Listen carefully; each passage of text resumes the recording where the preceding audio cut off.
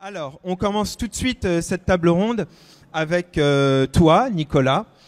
Tu es essayiste. Dernièrement, tu as écrit Le chaos ukrainien. On est dans le thème. Et tu as également réédité cette année un autre de tes essais, L'Amérique Empire. Je précise que tu es à la tête de l'association Ouest-Est, qui est une association qui vise au rapprochement des peuples européens de l'Est et de l'Ouest, et qu'à ce titre, tu te rends régulièrement en Ukraine. Tu connais donc bien le terrain. Alors, Nicolas, je souhaiterais commencer cette table ronde avec toi pour aborder dans les grandes lignes les origines de la guerre en Ukraine et ses causes, jusqu'à ses conséquences, bien entendu, et du rôle particulièrement malsain, on peut le dire aussi, qu'a joué les États-Unis, sachant que ce conflit, comme je le disais en introduction, s'inscrit dans une confrontation très longue entre les blocs Est et Ouest. Je t'en prie.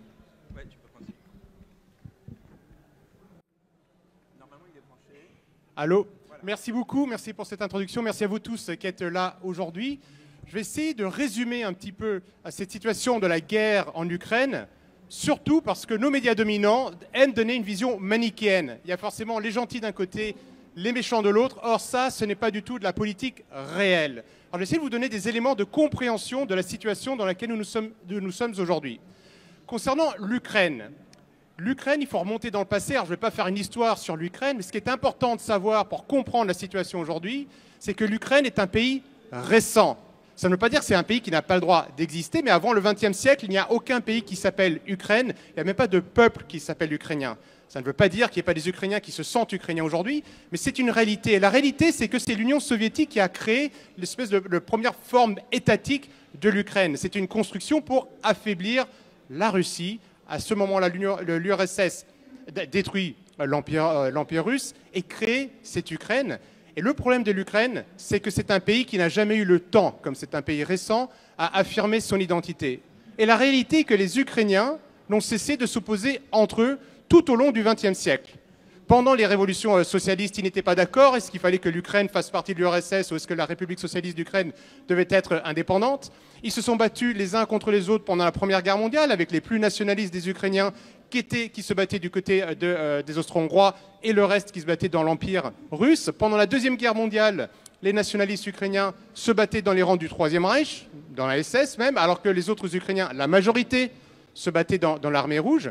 Et même en 1991, date à laquelle l'Ukraine est indépendante pour la première fois de son histoire, eh bien, les Ukrainiens, quand ils sont appelés aux urnes, ne votent pas de la même manière. Vous avez l'Est et le Sud qui votent plutôt pour des partis, on va dire, russophones, pour être simple, et l'Ouest, et surtout l'extrême Ouest, qui sont vraiment les plus nationalistes.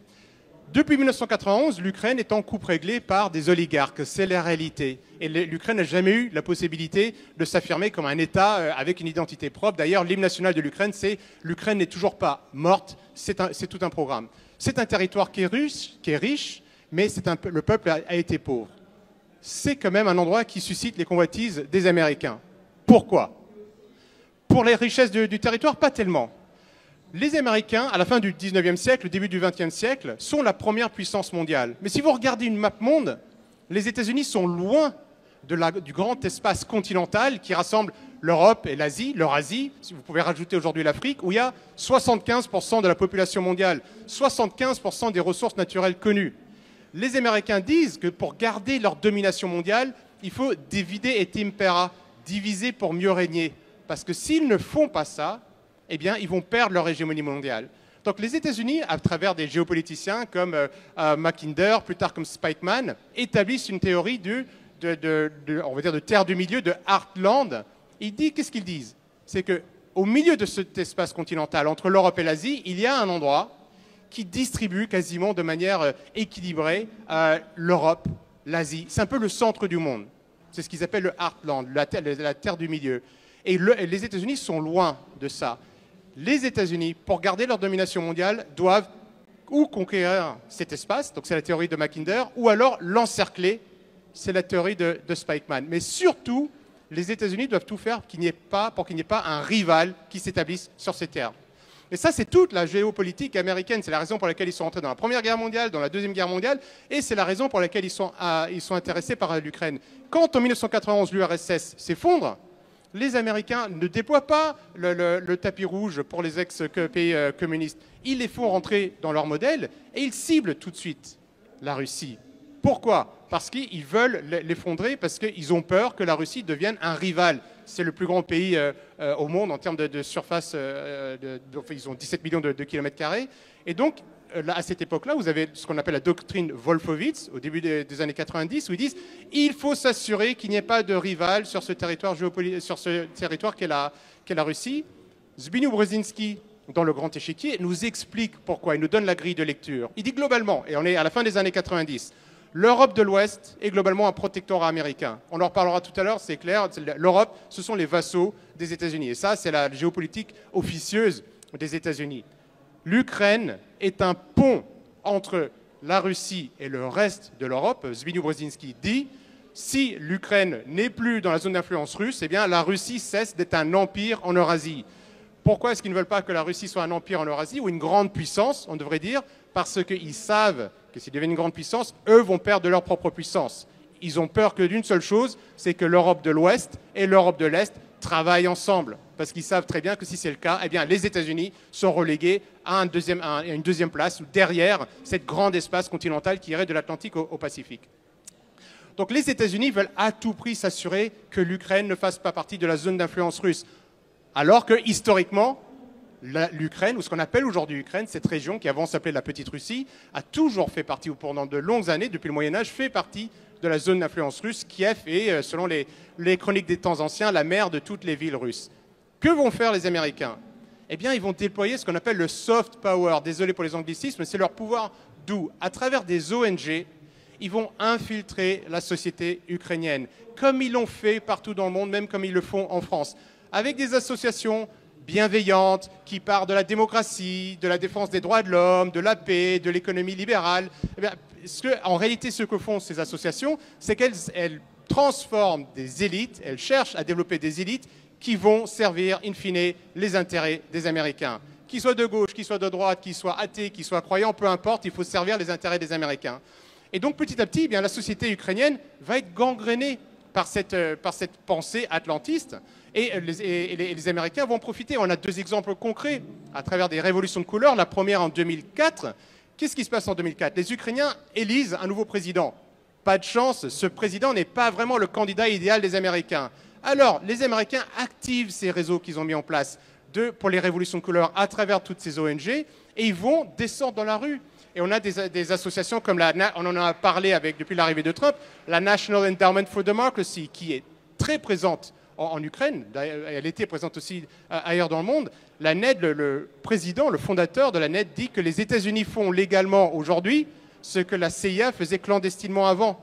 Vous avez d'autres ONG de Soros qui sont là pour le coup, qui ne reçoivent pas de l'argent d'État, mais à travers le International Renaissance Foundation ou le Open Society, qui investit l'Ukraine. Soros est présent en Ukraine depuis avant 1991. Et ils infiltrent le système. Soros se vante de vouloir remplacer l'URSS par l'Union soviétique, par l'Union Soros, et il a mené plus de 9000 actions différentes, événements, investissements et projets en Ukraine. Donc ces associations-là sont activées, descendent dans la rue. En 2004, elles renversent Yanukovych, le président qui avait été élu au premier tour. Les Ukrainiens revotent et ils votent pour la deuxième fois. Ils votent bien, ça c'est vraiment le hasard fait bien les choses, pour Yushchenko, un banquier. Quelques années plus tard, pas de chance, Yushchenko se représente aux élections, 5 ans plus tard, et le candidat qui a perdu la première fois, Yanukovych, gagne. Et cette fois-ci, il gagne de manière tellement flagrante qu'il est impossible de remettre les personnes dans la rue. Et Yanukovych n'est pas une marionnette des Russes, il est plutôt des régions russes, il est russophone, c'est un oligarque qui défend ses intérêts. Et à cette époque-là, l'Ukraine reste quand même extrêmement pauvre. Et les Ukrainiens ont le choix entre deux partenariats importants. Un partenariat avec l'Union européenne, un partenariat estimé à 600 millions d'euros, et un partenariat avec la Russie, estimé à 20 milliards d'euros. 600 millions, 20 milliards. Et pourtant, tout le monde pense que Yanukovych va signer le partenariat avec Bruxelles. Et il y a tout un balai de diplomates, de représentants bruxellois qui traînent à Kiev, et c'est quasiment une affaire scellée, faite. Quand tout à coup, patatras, en novembre 2013, Yanukovych dit « Je vais d'abord signer le partenariat avec la Russie ». Qu'est-ce qui se passe? Le même scénario, toutes ces associations qui sont financées, qui sont aidées, soutenues, encouragées par les États-Unis et par Bruxelles, redescendent dans la rue. C'est le fameux Maïdan. Sauf que cette fois-ci, on voit ces jeunes libéraux atlantistes qui descendent dans la rue et qui sont entourés de mouvements ouvertement néo-nazis. Il n'y a juste aucun doute là-dessus. Les Américains s'appuient toujours sur des mouvements extrêmes quand au bout d'un moment, ils veulent chambouler la situation de manière violente. Et c'est ce qui va se passer. Yanukovych va être dégagé de manière manu militari. Il va être dégagé. C'est un coup d'État. Il n'y a pas de doute là-dessus. Alors certains disent oui, mais vous ne pouvez pas dire ça, c'était la liberté. Non, quand on évince un homme politique élu à la majorité, même si on ne l'aime pas, eh bien ça s'appelle un coup d'État. Et on a les preuves de ça. On a déjà dans l'ingérence américaine, je peux parler d'une personne qui est importante qui s'appelle Victoria Nuland, sous-secrétaire d'État de Barack Obama, qui pendant les manifestations du Maïdan était en train de distribuer des pains aux différents manifestants. Imaginez 5 secondes qu'un sous-secrétaire d'État chinois arrive en France pendant les Gilets jaunes et soit en train de distribuer des nems ou du pain ou de je ne sais pas ce que vous voulez aux Gilets jaunes. Tout le monde dirait mais qu'est-ce que c'est que cette ingérence étrangère, ça ne se fait pas. C'est ce que les Américains ont fait.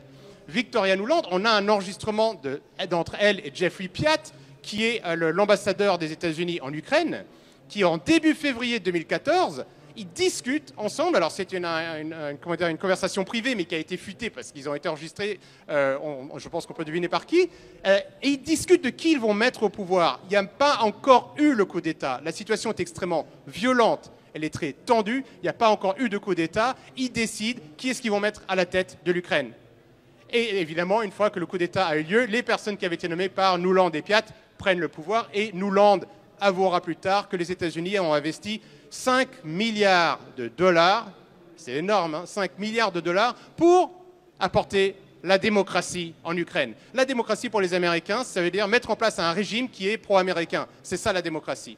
Donc que vont faire les Américains, que vont faire les Européens une fois qu'il y a ce coup d'État complètement illégal ?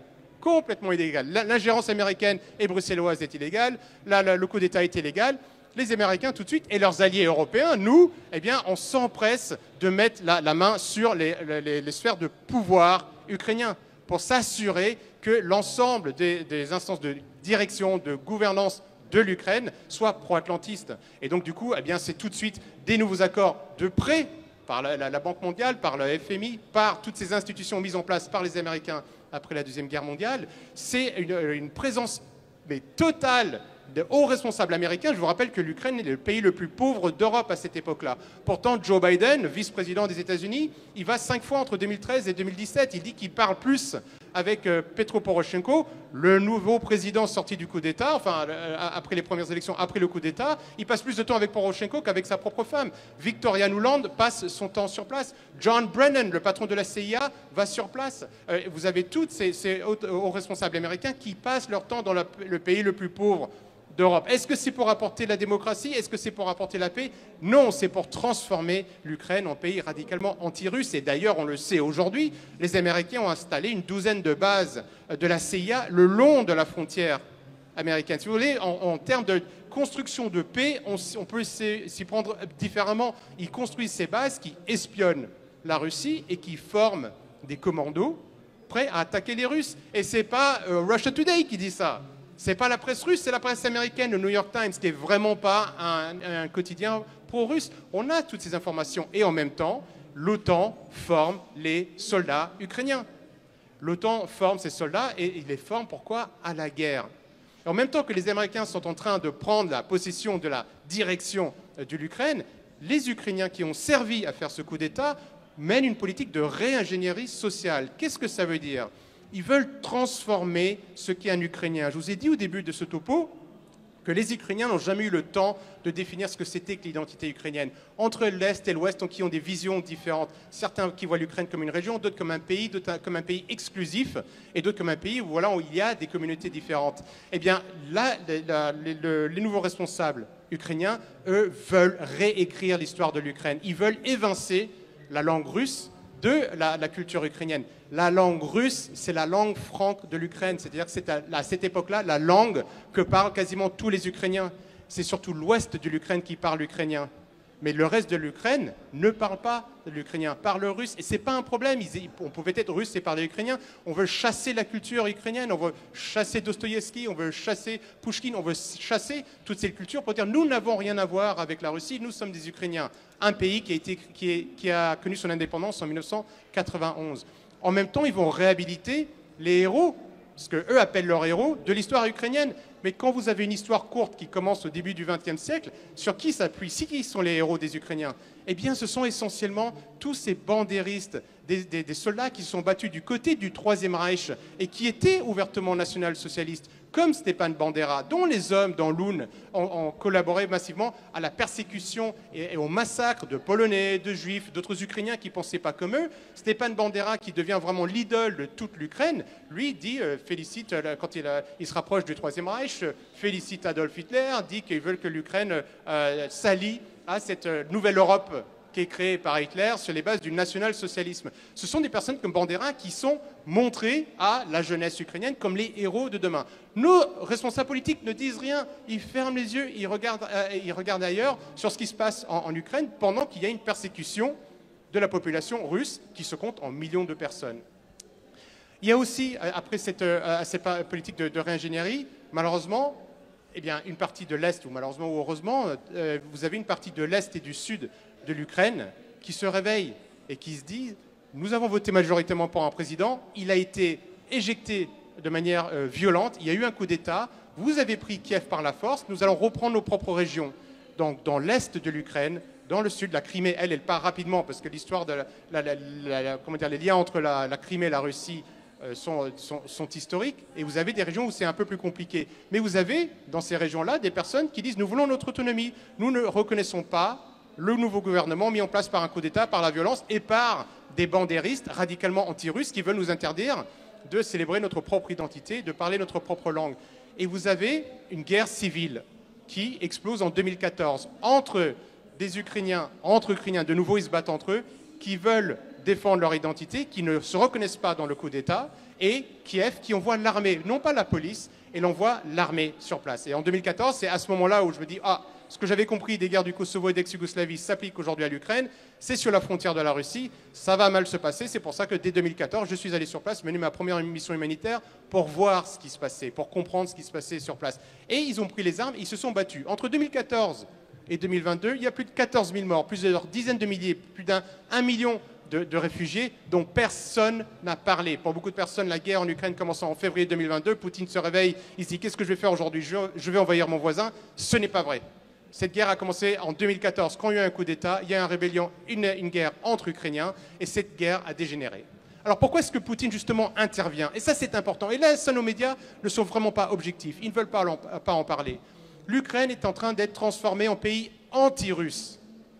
Et cette frontière, parce que les Russes lisent encore leurs livres d'histoire, et les cours d'histoire dans les écoles russes, malheureusement, sont d'un meilleur niveau que chez nous, eh bien, ils savent très bien que sur cette frontière occidentale, c'est par là que les Russes ont constamment été envahis par les Européens, par le reste de l'Europe en tout cas, par les Polonais, par les Lituaniens, par nous, les Français, on a tenté notre chance, par les Allemands, 2 fois, même les Suédois ont tenté leur chance, toujours par ces plaines d'Ukraine ou de Biélorussie. Donc c'est une zone extrêmement sensible, et la Russie ne peut pas accepter qu'il y ait une puissance anti-russe sur sa frontière. N'importe quel pays peut comprendre ça.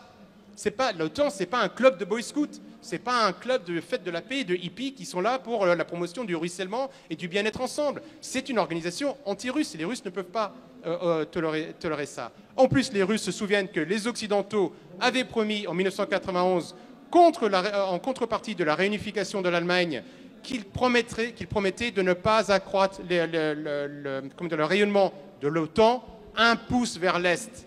Nos responsables politiques de l'époque ont dit réunification de l'Allemagne et nous, on n'étend pas l'OTAN. Cette promesse a été complètement trahie.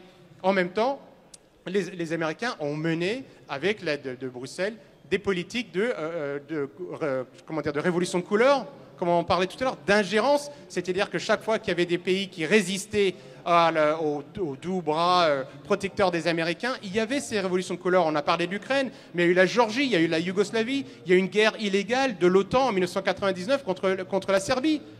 Personne n'a parlé de l'ingérence, du bombardement illégal. Il y a eu un bombardement et une attaque illégale de l'Irak en 2003. Et ça, c'est ce que la Russie voit. Et d'ailleurs, le reste du monde le voit aussi. Donc, du coup, ils parlent de paix et des droits de l'homme et ils font la guerre. Ils s'ingèrent dans des politiques des différents pays. Donc, il y a zéro confiance à Moscou. Parce que les Occidentaux, les atlantistes, les mondialistes ont trahi leurs promesses. Et donc là, maintenant, eh bien, ils ont cette verrue sur leur frontière occidentale. Qu'est-ce qu'ils vont faire? Ils ne peuvent pas permettre ça. Il n'y a pas de confiance. Et ils savent que la prochaine étape, c'est eux, puisque le but de ces atlantistes est de scinder, de décomposer la Russie, parce que c'est le rival potentiel des Américains. Ça, c'est ce qui s'est passé, c'est la première raison, c'est défendre sa frontière. Deuxième raison de la Russie, c'est pour défendre les Russes et les russophones d'Ukraine. Une bonne partie des habitants de l'Ukraine se sentent beaucoup plus proches de la Russie pour des raisons historiques. Ils sont de culture russe, ils aiment la culture russe, ils parlent russe, leurs familles sont russes, et ça, pour certaines de ces familles, depuis au moins le Moyen-Âge. Et ils sont plusieurs millions. Donc ces Russes-là que j'ai rencontrés pendant mes différentes missions humanitaires avant 2022, et j'ai fait toute la frontière, les 400 km à l'époque, et je disais, mais où est l'armée russe? Où est l'armée russe? On me disait, quelle armée russe? Et les gens me disaient, mais elle n'est pas là. Ils se sentaient trahis à cette époque-là. On aimerait bien qu'ils soient là, parce qu'ils se battaient, c'était des personnes du coin, c'était des boulangers, c'était des professeurs, c'était des artistes qui défendaient leur propre région. Donc Poutine intervient pour défendre la population russe et la culture russe. Parce qu'évidemment, en même temps que vous avez cette idéologie néo-nazie qui est galvanisée, c'est pour envoyer les jeunes hommes au front pour se battre. Mais à Kiev et dans les grandes villes, où reste la caste dominante ukrainienne, c'est l'idéologie woke, c'est le cancel culture importé des États-Unis. Et ça, également, eh bien, la Russie ne veut pas voir son peuple transformé en peuple occidental un peu dégénéré. Donc ça, c'est extrêmement important. Mais le troisième point, celui qui est quasiment le plus important pour la Russie, ce n'est pas la conquête territoriale. Il y a la défense du peuple russe, c'est important. C'est ce que la Russie a réussi à faire en parallèle. La guerre en Ukraine, c'est la partie émergée de l'iceberg. Quand la Russie intervient, c'est un acte de rébellion, de révolte contre le modèle mondialiste mis en place par, on va dire, les élites, entre guillemets, atlantistes, qui ont cette vision d'un monde sans nation, sans religion, sans syndicat, avec rien entre l'individu et l'État ou la très haute finance, et qui imposent ces règles, et qui les imposent par la force, qui derrière un discours doucereux est extrêmement violent. Et comment est-ce que la Russie a fait ça? Eh bien, par une politique économique qui a été travaillée depuis longtemps et qui fait beaucoup plus de mal aux États-Unis que cette guerre en Ukraine où les Américains, où les Russes affrontent, à vrai dire, l'OTAN. Les Russes ont réussi à faire face à plus de 30 000 sanctions. Malgré ça, la Russie, elle survit aujourd'hui. Elle a réussi à mettre en place des politiques de dédollarisation, ces fameuses, ce privilège exorbitant dont avait parlé Valéry Giscard d'Estaing. Le monde entier utilise le dollar et nous finançons la dette des Américains de 37 000 milliards de dollars. Les Russes ont dit non, on va commencer à acheter, à vendre en roubles, on va acheter en yuan, on va dédollariser. Et ça, c'est une grande crainte pour les États-Unis. Ils ont contourné SWIFT, les paiements interbancaires, en passant par le modèle chinois, les CIPS, ou en mettant en place leur propre modèle, MIR. Ils ont réussi à mettre en place des organisations mondiales qui concurrencent le G7, le G20 et même des institutions de l'ONU, comme les BRICS. Les BRICS, c'est plus de 50% de la population mondiale, plus de 40% de la production agricole, plus de 30% de la production de pétrole. C'est gigantesque. Vous avez l'Organisation de coopération de Shanghai, dont on a parlé il y a quelques semaines, autour de différents pays asiatiques. Bref, il y a un réseau de pays qui se retrouvent non pas dans un projet mondialiste, dans un projet multipolaire de respect des souverainetés nationales. Et ça fait beaucoup plus peur à nos responsables politiques que ce qui se passe en Ukraine. Ils s'en fichent complètement du sang des Ukrainiens, des jeunes Ukrainiens qui soient pro-russes ou pro-européens. Et ce qu'ils veulent, c'est garder le monopole économique mondial. Et la Russie est en train de résister face à ça. Et en même temps, le corridor nord-sud entre l'Inde et la Russie. Vous avez aussi la route maritime du Nord où Russes, Chinois vont court-circuiter le canal de Suez et rendre possible l'acheminement de produits asiatiques en Europe quasiment en moitié moins de temps que par le canal de Suez. Tout ça fait peur aujourd'hui aux atlantistes et c'est pour ça qu'ils n'arrêtent pas d'agiter cette espèce d'image du bouc émissaire russe qui veut notre mal, qui veut nous envahir. C'est pas ça du tout. C'est parce qu'ils mettent en péril l'ordre mondial mis en place par les mondialistes qui se sont accaparés les richesses naturelles et qui contrôlent la finance mondiale. C'est ça vraiment ce que font les Russes. Alors, pour conclure, rapidement, parce que moi, ce que j'ai dit à tout le monde, si je commence, je peux parler jusqu'à la fin de la journée. Hein. Donc du coup, pour conclure, il y a des gagnants et des perdants aujourd'hui. Alors, je me suis dit, je fais une pub. Je vends un livre à la sortie où j'explique tout ça, plus en détail pour ceux qui veulent, ça s'appelle Le chaos ukrainien. Je finis la pub. Il y a des gagnants et des perdants. Qui gagne pour l'instant? Les Russes. Il n'y a pas de doute.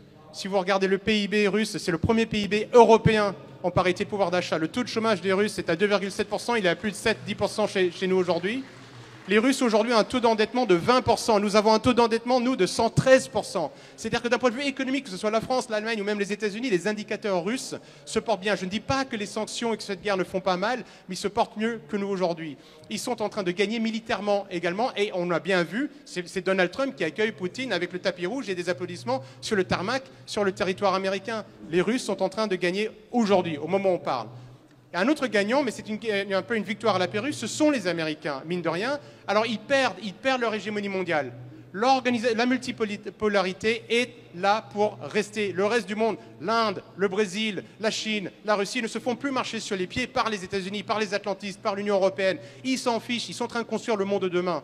Et aujourd'hui, eh bien, les Américains perdent ça. La seule chose qu'ils gagnent, c'est qu'ils ont agrandi l'OTAN avec la Suède et la Finlande, et ils ont vraiment serré, cadenassé le verrou sur nous, Européens, puisque le secrétaire général de l'OTAN appelle Donald Trump daddy, et que nous nous engageons, nous, à ce que les Américains imposent, taxent nos biens exportés aux États-Unis, et qu'on va payer plus des milliards et des milliards de dollars d'armes américaines pour faire la guerre dont les Américains se débarrassent, ils se dégagent. Comme ils se sont dégagés du Vietnam, comme ils se sont dégagés de l'Afghanistan, ils créent des guerres, ils se barrent, et là, ils nous laissent la note. Et nous allons payer parce que nous avons des atlantistes aujourd'hui au pouvoir. Donc c'est une victoire un peu à la Pérus pour les États-Unis. Ils perdent le monde, mais ils gagnent l'Europe. Ça, c'est sûr et certain, ils verrouillent.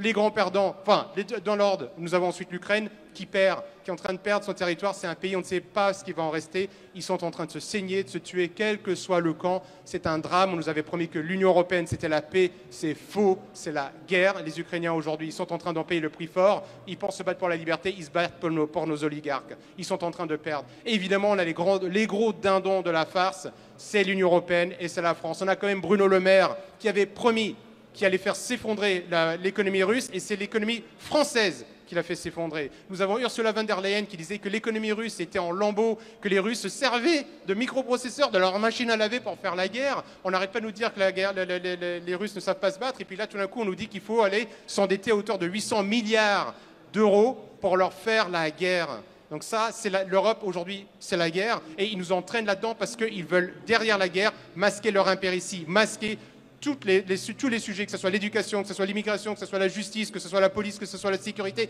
tous ces sujets sur lesquels ils se sont trompés, ils vont nous faire croire que demain, la guerre va nous sauver. C'est une erreur, c'est faux, et ça peut nous entraîner, nous, à nous battre.